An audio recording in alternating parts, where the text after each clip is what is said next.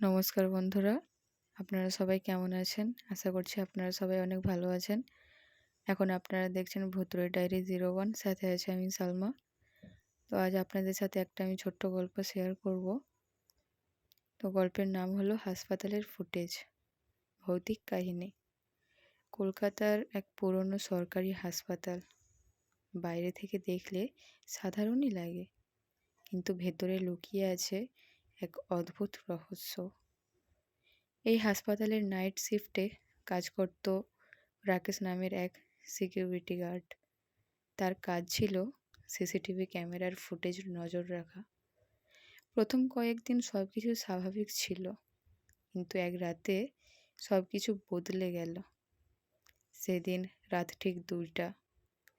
হাসপাতালের করিডোর একেবারে ফাঁকা, রোগীরা ঘুমিয়ে, ডাক্তাররা ব্যস্ত নিজেদের কাজে।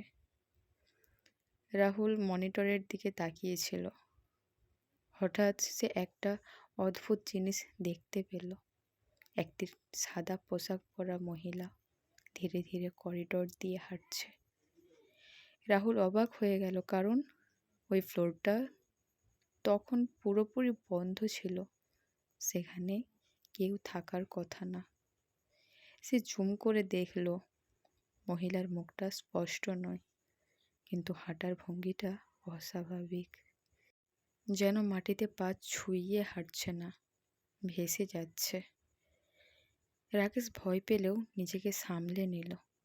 সে ভাবল হয়তো কোনো রোগী ভুল করে উঠে এসেছে। তাই সে টর্চ নিয়ে ওই ফ্লোরে গেল। কিন্তু সেখানে পৌঁছে যা দেখল, পুরো করিডোর ফাঁকা, একটাও মানুষ নেই। সে আবার নিচে ফিরে এসে ফুটেজ চেক করলো। এবার তার গা কাঁটা দিয়ে উঠল। মনিটরে দেখা যাচ্ছে সেই একই মহিলা এখন ক্যামেরার দিকে তাকিয়ে আছে, আর তার মুখে ধীরে ধীরে ফুটে উঠছে এক অদ্ভুত হাসি। হঠাৎ করে স্ক্রিনটা ঝাপসা হয়ে গেল। পরের দিন সকালে রাকেশ এই ঘটনা ডাক্তারদেরকে জানায়। তখন এক সিনিয়র নার্স চুপ করে একটা কথা বলল, অনেক বছর আগে এই ফ্লোরে এক মহিলা রোগী মারা গিয়েছিল।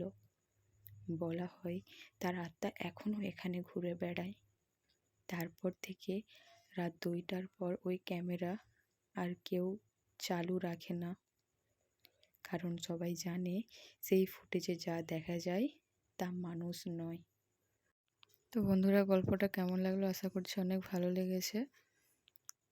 ভালো লাগলে অবশ্যই লাইক, কমেন্ট, শেয়ার করবেন এবং ফলো করে পাশে থাকবেন এরকম আরও নিত্য নতুন ভিডিও পাওয়ার জন্য। তো বন্ধুরা, আজ এতটাই। কাল আবার দেখা হচ্ছে নেক্সট একটা ভিডিওতে।